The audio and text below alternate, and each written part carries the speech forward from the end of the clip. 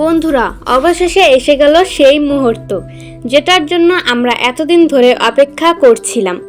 Baahubali the epic 2025-এর ট্রেইলারটা শুরু হতেই মনে হয় যেন আবারও মহিষ্মতির সেই মহাকাব্যিক রাজ্যে ফিরে গেছি।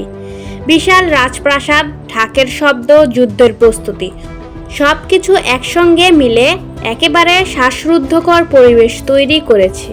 এবারের গল্পটা শুধু রাজপাট নয়, বরং নতুন প্রজন্ম, নতুন বিশ্বাসঘাতকতা আর মহাকাব্যক এক অজানা অধ্যায় নিয়ে। বিশেষ করে নতুন চরিত্রগুলোর এন্ট্রি একেবারে অন্য মাত্রা এনে দিয়েছে। ভার্চুয়াল এফেক্ট এবং সিনেমাটোগ্রাফি এক কথায় লেভেল আপ। প্রতিটা ফ্রেমে যেন শিল্পকর্ম।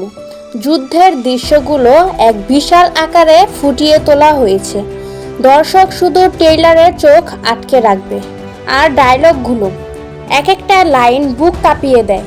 ট্রেইলারের শেষ যেন উত্তেজনা তৈরি হয়।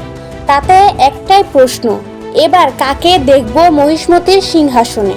সংক্ষেপে বলতে এই ট্রেইলার প্রমাণ করেছে বাহুবলী শুধু একটা সিনেমা নয়, এটা ভারতীয় সিনেমার ইতিহাসে এক অনন্য আবেগ। তাহলে আপনারা কি মনে করেন, বাহুবলী দ্য ইপিক 2025 কি আগের দুই পর্বকে ছাড়িয়ে যেতে পারবে? কমেন্টে জানাতে ভুলবেন না। আর হ্যাঁ, এ ধরনের ইপিক রিভিউ পেতে চাইলে চ্যানেলটিকে সাবস্ক্রাইব করে রাখুন।